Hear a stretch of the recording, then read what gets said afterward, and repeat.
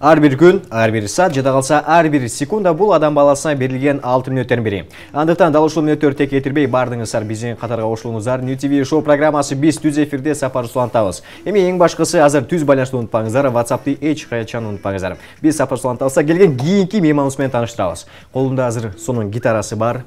Мукам үндүү Алтымышка мырза бүгүн бизде конокто. Ассаламу алейкум.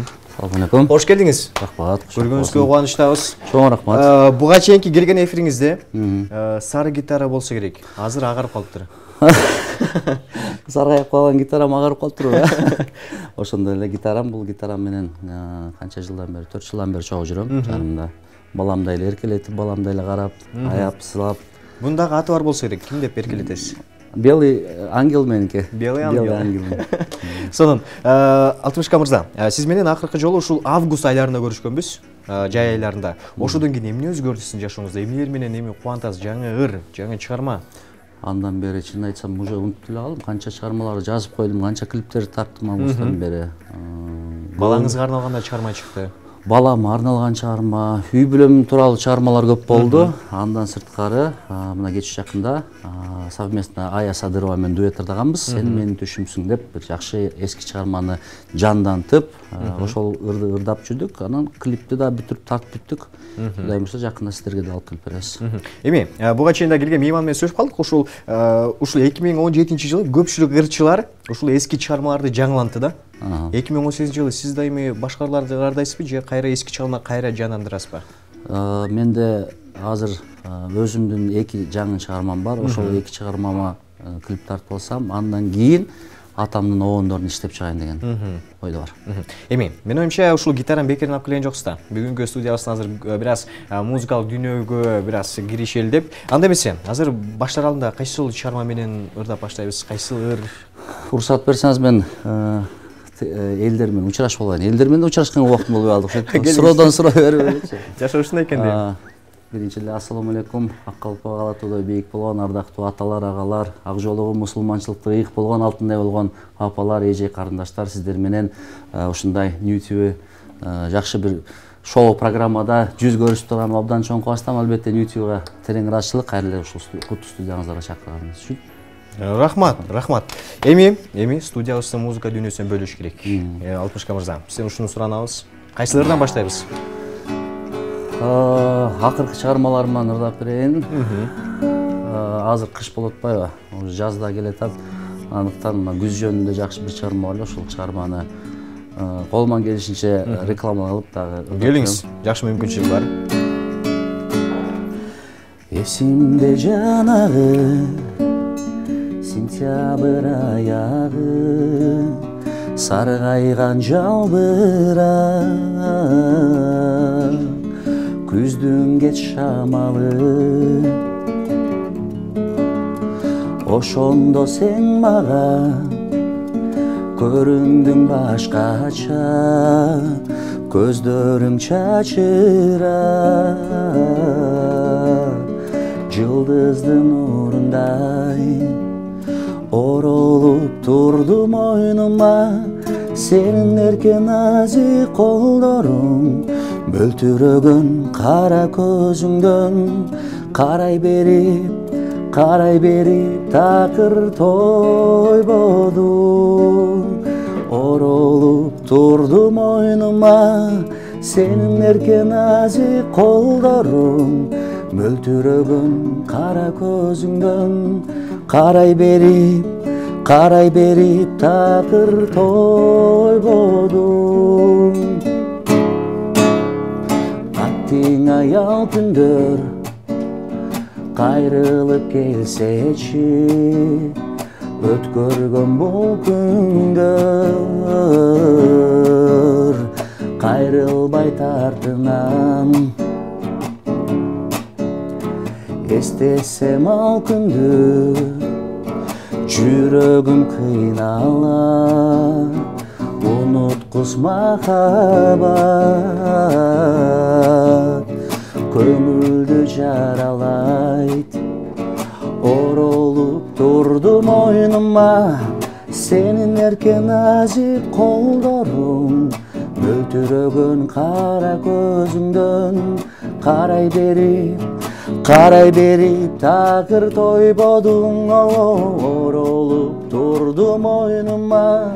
Сенин эркен назик колдоруң, мөлтүрөгөн кара көзүңдөн.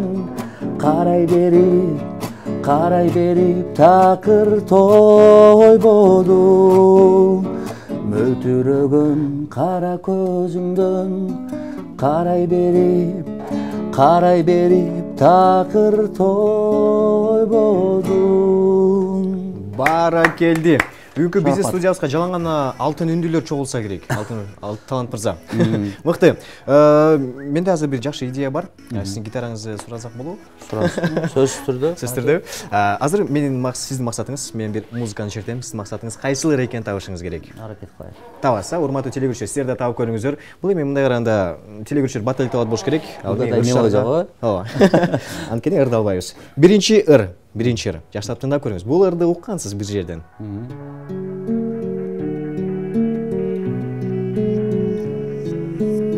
Таңда чыгам жылдыздарды караганы. Экинчи ыр эми туура.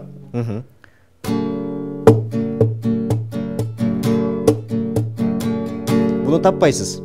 Себеби бул жөн аккорд. Бул өтө татаал ыр. Белый снег. Ошол аккорд го. Жок, бул Кайрат Кыргыздын жаңы чыккан чыгармасы. Мыкты. Учурда келген СМС билдирүү бар экен. Саламатсызбы, сакалыңызга караганда аябай жараштыр деген экен. Намаз окуйсузбу деген бул качан келген экен да, ушул СМС билдирүү. Ниетим бар. Ниети бар. 5 вакыт окусам да жума намаздан албайм. Барып турасыз. Барып турам сөзсүз. Эми, ушул чыгармачылыкта жүргөндөн кийин биз сизди билебиз, ушул көп чыгармаларды бат жаңыртып, анан сапаттуу кылып чыгарасыз. Анан кийин азыркы учурда тойлорго көбүрөөк чыгасызбы же концерттергеби сиздин оюңуз боюнча? Тойго да, концертке да көп чыкпай атам. Концертке кимдердикине өзүбүздүн устатыбыз, агайыбыз Бекболиевдин концерттери болсо, же болбосо аябай жанагындай жардамга муктаж болгон жана кайрымдуулук концерттер болот. Мен өзүм да ошонун көп эле концерттерге катышып жүрдүм да. Эгерде чынында эле ошол биз жардам берген концерт чынында эле ошол кыйналып аткан инсанга колуна түздөн түз ошол керектүү нерселер тийсе, анда ошол кайрымдуулук концерттерге катышып атам. Той боюнча болсо көп тойлорго көп чыкпайм. Тойго болсо бир ставканы айтам, ошол ставка менен чакырса барам. Эгерде жок болсо жок. Жок болсо жок, мен эч кимди кыйнабайм. Жакын адамдардын тойлоруна барып сөз тырдап турам. Анан кийин ушул чыгармачылыктан тышкары эмне менен алектенесиз? Балким бизнесиңиз барбы? Андай деле чоң бизнес жок, бирок өзүмө үй бүлөмө жетиштүү чакан бизнесим бар. Эми бизде эмне суроо бересиз? Ал эмне бизнес деген суроодо? Кайра эле суроого суроо туруп. Суроодан суроого. Ал бизнеспи? Ал мындай эле үйдөгү эле чакан бизнес айтканда жанагындай швейн цехте эле коеюнчу, мындай эле швейн цехтер менен. Жакшы. Бекерден үстүңүздө сонун татынакай пиджагыңыз бар да. Бул пиджакты өзү меникилер тиккен эмес, буну өзүм сатып алгам. Келген учурда билдирүү бар экен, СМС билдирүү. Салам, Бекболиевдин ырынан ырдап бериңизчи деп суранган телегөрүүчүбүз бар экен. Бекболиевдин кайсы чыгармасын азыр түз эфирден аткарабыз? Бекболиевдин ошол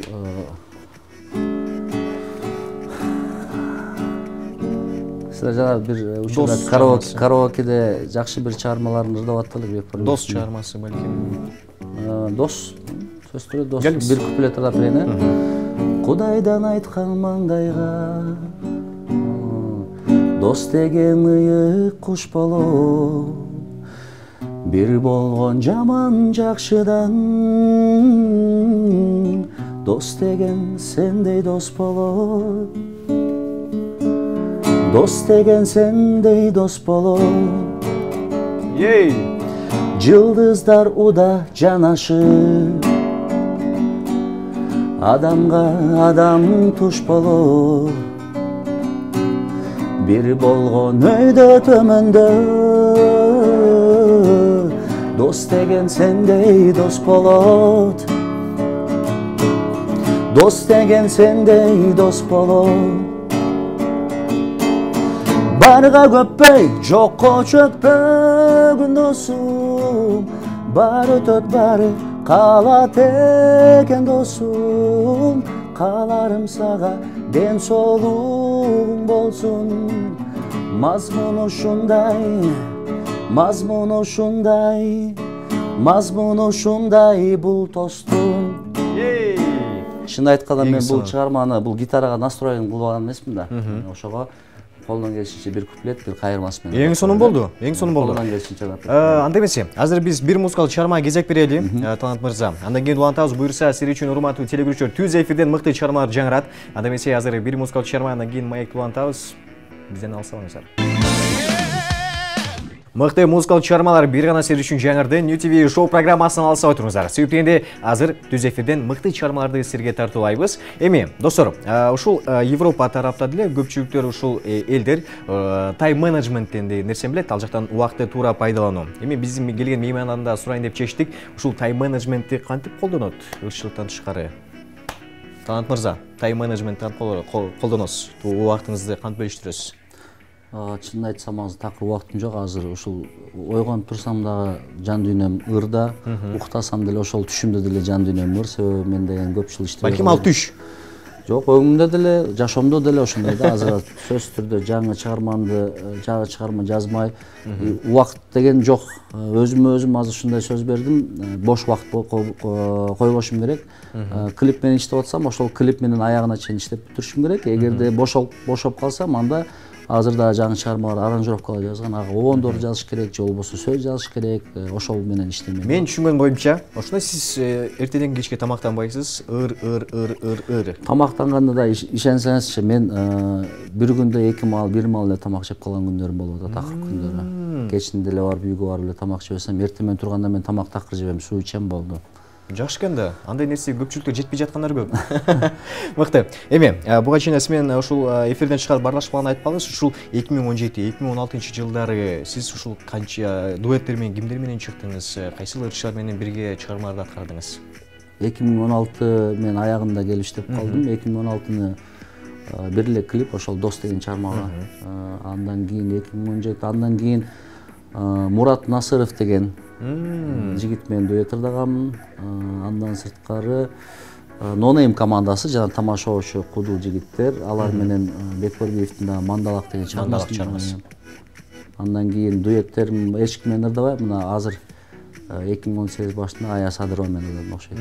Эми, буга чейин 60 катоо болуп жүргөндө, сиздин көз карашыңыз боюнча топ менен ырдап жүргөн оңойбу же өзүңүз менен өзүңүз болгон оңойбу бекен? Сөзсүз түрдө жеке өзүң жалгыз ырдаганың оңой. Себеби топ менен жүргөндө ар бир адамдын өзүнүн жанагындай биздин характери бар да. Бирөө убактысында келсе, бирөө кечигип келет.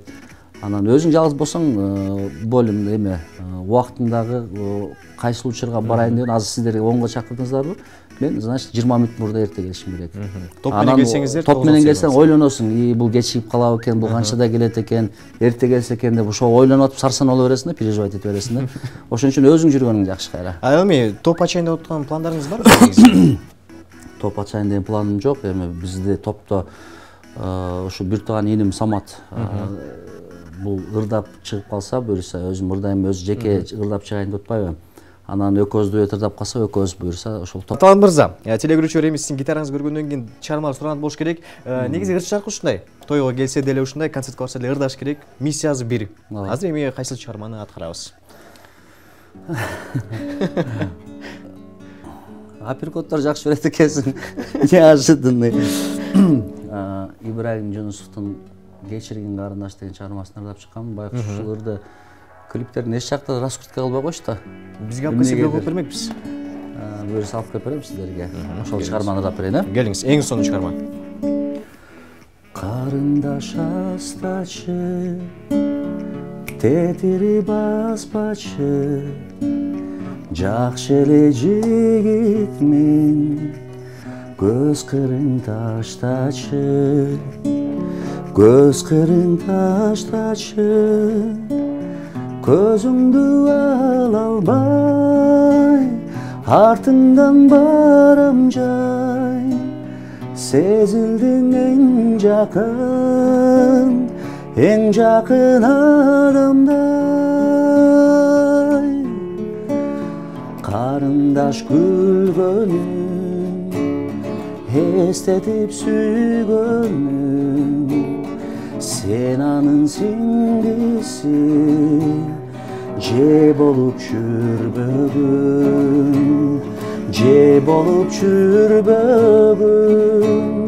көздөрү кар эле сүйүүгө зар эле эки жак уртунда уя чабар эле көздөрү кар эле сүйүүгө зар эле эки жак уртундан уя чабар эле кечиргин карыңдар кечиргин карыңдар. Эң сонун. Буга чейин келген мейманыбыз ушул Гүлжинат Сурунчиева эми бийле деп шаңдылып кетсе, эми азыр жатарга малга ушул музыка сон болду болуш керек, а? Спят, устал, игрушка уже. Колыбельный ырларды ырдап, Ооба. Талант мырза, биздин убактыбыз кыскарып бара жатат. Сизге келип бериңизге чоң рахмат. Ыраазычылык билдиребиз. Ушундай бир алтындай болгон убактыңызды бөлүп келип бериңизге чоң рахмат. Телегөрүүчүлөр назарыңызда каалоо тилектери болсо айта кетсеңиз болот. Эң негизи ушул заманыбыз тынч болсун, быйылкы жылыбыз азыр жаңы жыл болбоду. Жакшылыктын жылы болсун. Эч качан ата-эне бир тууган уул кыздарыбыз, балдарыбыз оорубасын, жакын адамдарыбыз жаныбызда курчап жүрсүн. Амандыкта болуңуздар. Сиз дагы эч качан Сиздерге да терең ыраазычылык. Ой, чоң рахмат. Жаңыңыздарга кут келипсиз. Келип туруңуз. Эшигиз ачык. Чыгармалар болсо, жаңырып турабыз албетте. Урматтуу айымдар, мырзалар, сүйүктүү биздин телегөрүүчүлөр, ушу менен убакыт учкан куш биздин убактыбыз соңуна келип жетти. Жалпы телегөрүүчүлөргө ыраазычылык билдиребиз. Буюрса, эми кефилерден көрүшкөнчө бар болуңуздар, аман болуңуздар. Мен Арсен Султанов. Сак саламат болуңуздар.